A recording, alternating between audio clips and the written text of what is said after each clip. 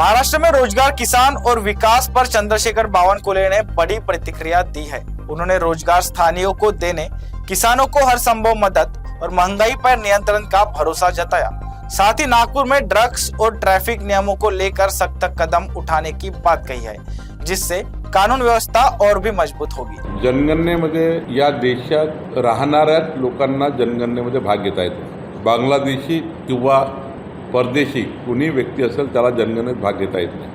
1 मे ते 15 मे स्वगणना तुम्हाला आणि त्यानंतर मात्र पूर्ण माहिती घेण्याकरता प्रगणके घरोघरी जाणार। संपूर्ण शासनाचा जो फॉर्मॅट आहे त्या फॉर्मॅटमध्ये पूर्ण माहिती घरवाईज आणणार आणि मग याचं टॅली होणार। मला वाटतं की आत्ता स्वगणनेच्या माध्यमातून आपली माहिती जेव्हा आपण टाकतोय त्यामध्ये सर्व कॉलम्स आहेत, नंतर प्रगणकाचे त्या सर्व कॉलम असणार आहे। त्यामुळं सर्व कॉलम सहित असल्यामुळं मला असं वाटतं की जे जातनिहाय जनगणनेचा विषय या ठिकाणी अंतर्भूत होणार आहे। सर्वांच्याच घरी प्रगणक जाणार आहे। आत्ता मी जसं केलं तसं तुम्हाला आता जे मी वेबसाईट सांगितलं आहे st.census.government.in या वेबसाईटवर तुम्ही गेले तुम्हाला तात्काळ उघडतं, तुम्हाला तुमची पूर्ण माहिती आहे। याच्यामध्ये मी जशी माहिती पूर्ण भरलेली आहे, गाव, गल्ली, सडक, शौचालय व्यवस्था आहे का, संपूर्ण माहिती आहे। ती संपूर्ण माहिती भरून आपल्याला क्लिक करायचं आहे आणि मग तुम्हाला प्रगणक येतील तेव्हा येणार आहे। या राज्यामध्ये 2011 पूर्वी 1 जानेवारी 2011 पूर्वी गावागावामध्ये शेतकरी, शेतमजूर, एका घराची 2 घरं झाले, त्यांनी गावाच्या बाहेर घर बांधलं। ही योजना अशा लोकांकरता आहे। कोणी परप्रांतीय येईल आणि तो घर बांधेल असं नाही। या राज्यात राहणारा, राज्याच्या जनगणनेमध्ये असणारा, राज्याच्या विकासाचा महत्त्वपूर्ण पाया असणारा, त्याला प्लॉट नाही म्हणून त्यांनी अतिक्रमण केलं असेल सरकारी जागेवर आणि ती सरकारी जागा ही रहिवासी क्षेत्रामध्ये येत असेल, सरकारी जागा आहे पण रहिवासी क्षेत्रामध्ये, ती इंडस्ट्रीयल ॲग्रिकल्चर कुठल्या झोनमध्ये नाही आहे, गावाला लागून आहे, गावठाणाला, अशा जागा त्यावर झालेलं अतिक्रमणं 1 जानेवारी 2011 पूर्वी झालेलं अतिक्रमणं 1,500 फुटापर्यंत अतिक्रमणं कायदेशीर करण्याचा निर्णय सरकारने घेतला आहे। एवढंच नाही, त्यांची रजिस्ट्रीसुद्धा आम्ही करून देणार आहे। 1,000 रुपयात रजिस्ट्री करून देणार। आता लोकांच्या मनात संभ्रम आहे की ज्या ठिकाणी आपल्याला नजूलच्या मोठे मोठे वसाहती आहेत त्या ठिकाणी एकंदरीत SRA करून मोठ्या इमारती बांधून त्या ठिकाणी लोकांना शिफ्ट करणं हाही पर्याय दिलेला आहे। ज्या ठिकाणी तुम्ही अतिक्रमण रेग्युलाइज करू शकणार नाही त्या ठिकाणी तुम्ही ग्रुप हाऊसिंग करू शकता। रस्ते नाही आहे त्या ठिकाणी अतिक्रमण कायदेशीर करून देण्याचा जो कायदा आहे, अशावेळी ग्रुप हाऊसिंग करा, SRA करा, माळाची स्कीम करा। CSRमध्ये एखाद्या वेळी एखादा मोठा बिल्डर येऊन त्याला वाटलं की 50 घरं बांधून द्यायच्या लोकांना सरकारी जागेवरच्या। फ्लड डॅमेज एरिया आहे, तिकडे फ्लड लाईन आहे, फ्लड लाईनमध्ये आम्ही रेग्युलाइज करणार नाही, परप्रांतीय रेग्युलाइज करणार नाही। 1,500 फुटाच्या वर असेल तर तोडून टाकू। किंवा शेवटी या राज्यामध्ये काहीतरी एकदा सिस्टीम लागली पाहिजे आणि लोकांना कळलं पाहिजे की 2011 पूर्वी राहत असेल तरच मिळणार आहे, 2011 नंतर राहत असेल तर मिळणार नाही आहे। त्यामुळे 2011 म्हणजे आजपासनं विचार करा तुम्ही, इतका जुना रहिवासी महाराष्ट्राचा असेल त्याला कसं देशोधडीला लावता येईल? तुम्ही त्याचं मतदान घेता, मतदान मागच्या वेळी सांगता की तुमचं घर करून देऊ, तुमचा पट्टा देऊ, तुम्ही आम्हाला मतं द्या आणि मतं घेतल्यावर मात्र तुम्ही त्यांना कसं वाऱ्यावर सोडणार? आणि तुम्ही वचन दिलं आहे आणि वचन देत असताना आपण हे नाही म्हटलं की त्याच ठिकाणी देऊ। सर्वांसाठी घरे, प्रधानमंत्री आवास योजनेमध्ये सर्वांसाठी घरे योजना आहे, पण हे बांधताना ज्या ठिकाणी आम्ही अधिकृत करू शकत नाही, ज्या ठिकाणी फ्लड लाईन आहे, ज्या ठिकाणी फॉरेस्ट आहे, ज्या ठिकाणी सरकारचे प्रोजेक्ट आहे, ज्या ठिकाणी इंडस्ट्रीयल बेल्ट आहे, ज्या ठिकाणी कॉमर्शियल आहे, ज्या ठिकाणी त्या ठिकाणी व्यावसायिक वापर आहे, असं करणार नाही। रहिवासी वापर असलेला एरिया अशा ठिकाणी हे घरं कायदेशीर होणार। मुख्यमंत्री बळीराजा पांदन रस्ते योजनेमध्ये राज्य सरकारने ही फ्लॅगशिप योजना तयार केली आहे। मुख्यमंत्री देवेंद्र फडणवीसजींनी या योजनेला बजेटमध्ये जाहीर केला आहे। काल 1,000 कोटी रुपये योजनेकरता पहिला टप्पा आला आहे। प्रत्येक विधानसभेत आम्ही 5 कोटी 10 कोटी रुपयांची योजना चालू केली आहे। DPCमध्ये 12 स्त्रोत आम्ही दिलेले आहे, 12 स्त्रोत निधीचे, कुठल्याही स्त्रोतातून योजना करता येईल। खरं तर राज्याची GDP वाढवायची असेल तर शेतकऱ्याला बारमाही रस्ता द्यावा लागेल शेतकऱ्याच्या शेतीत रस्ता असेल बारमाही, शेतकऱ्याच्या शेतात पाणी असेल आणि शेतकऱ्याला 12 तास वीज असेल, शेतकऱ्याचा पोरगा कधी नोकरी मागायला जाणार नाही या भूमिकेशी मी सहमत आहे. आणि म्हणून देवेंद्र फडणवीस सरकारने, आमच्या सरकारने योजना तयार केली. या योजनेमध्ये पुढच्या वर्षी महसुली अधिकाऱ्याचं रँकिंग होणार आहे. महसुली अधिकाऱ्यांचं, कर्मचाऱ्याचं रँकिंग होणार आहे.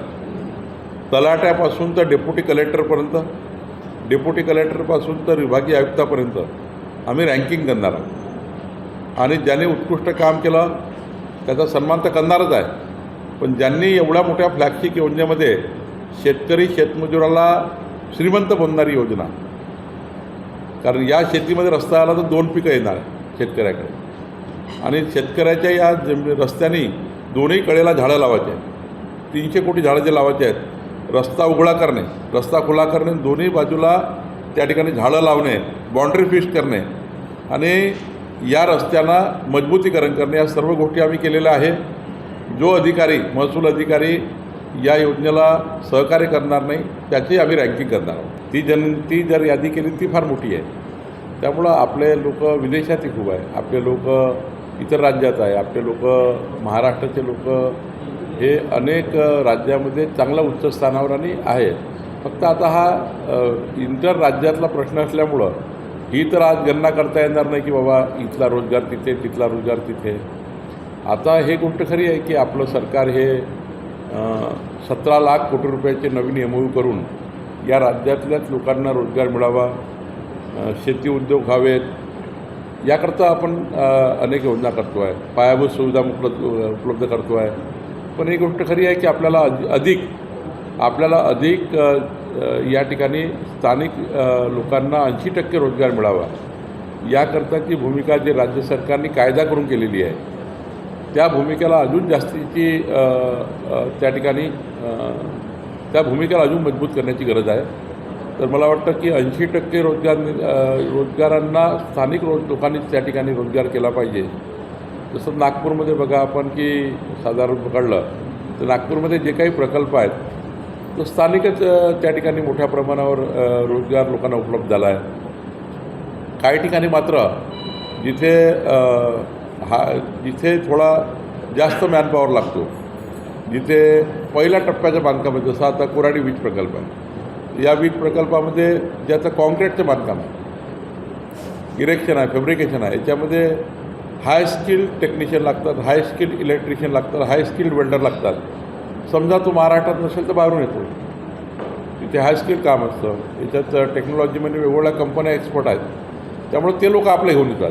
मात्र एकदा स्टेशन सुरू झालं की स्थानिक लोकांनाच रोजगार मिळतो. आधी फाउंडेशन वगैरे काम उभं करण्याकरता हाय टेक्निकल क्वालिफाईड लोक लागतात. त्यामुळं आपापल्या कंपन्या, हैदराबाद मेक असेल तर हैदराबादचे लोक येतात, चेन्नईच्या कंपनी टेंडर भरलं चेन्नईचे लोक येतात.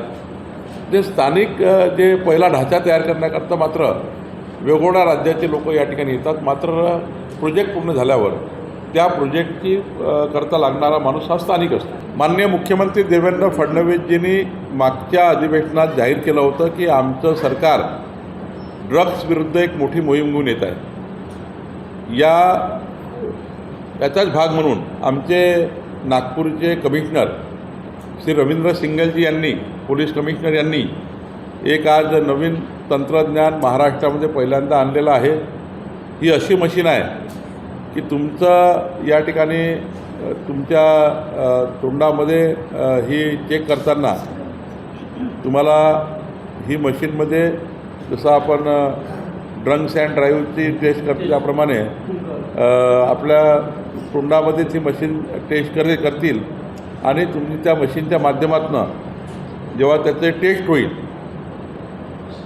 तो जो पाईप आहे तोंडामध्ये टाकणारा, तो पाईप जेव्हा मशीनमध्ये लावू, त्या मशीनमध्ये कुठलं ड्रग किती वाजता घेतलं, किती ग्राम घेतलं, कुठल्या पद्धती, विदेशी होतं का देशी होतं, सारं म्हणजे जगातले जेवढे ड्रग्स आहे कुठलाही ड्रग्स आयडेंटिफाय करता येईल अशी मशीन आहे. ही मशीन पहिल्यांदा नागपूरमध्ये आली आहे.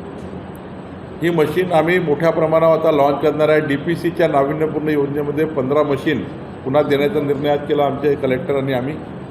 आणि या नागपूरमध्ये संपूर्ण ज्या ज्या ठिकाणी पोलिसांना डाऊट आहे, पोलिसांना संशय आहे की या ठिकाणी कॉलेजच्या बाहेर काही लोक विकतात आहे, काही ठिकाणी असे स्पॉट आहे ज्या ठिकाणी रात्री लोक एकत्र येतात, त्या ठिकाणी काही पांठेले आहेत, काही हट्टेले आहेत. सर्व वॉच सरकार करणार आहे, डिजिटल वॉचिंग करणार आहे आणि सोबत हे मशीन राहणार आहे. यामधून आता ड्रग्स विरोधी अभियान अत्यंत तीव्र होणार आहे. नागपूरमध्ये हा पहिला प्रयोग आज महाराष्ट्र दिनानिमित्त सुरू झालेला आहे.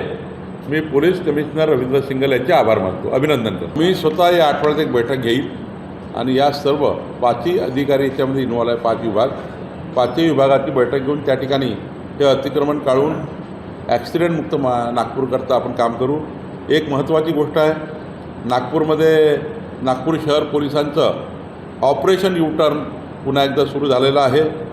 अंमली पदार्थ चाचणी मोहीम ही सुरू झाली आहे. अंमली पदार्थ चाचणी मोहीम ऑपरेशन यू टर्नमध्ये सुरू झालेली आहे आणि बेदरकार वाहन चालवणारे, स्पीडने वाहन चालवणाऱ्या लोकांनाही लगाम बसणार आहे. 5 लाख युवकापर्यंत ही मोहीम जाणार आहे. रस्ते सुरक्षा अधिक बळकट करण्यासाठी आणि बेदरकार वाहनावर आळा घालण्यासाठी नागपूर शहराचे महत्त्वपूर्ण पाऊल आहे. यामध्ये 1 मे 26 पासून वाहन चालकाची अंमली पदार्थ सेवन चाचणी होणार आहे, ड्रग टेस्टिंग होणार आहे, ड्रंक अँड ड्राईव्हची टेस्टिंग आम्ही करणार आहोत आणि जिल्ह्यातील सर्व महाविद्यालयापर्यंत पोहोचण्याचं लक्ष्य या मोहिमेच्या माध्यमातून आहे.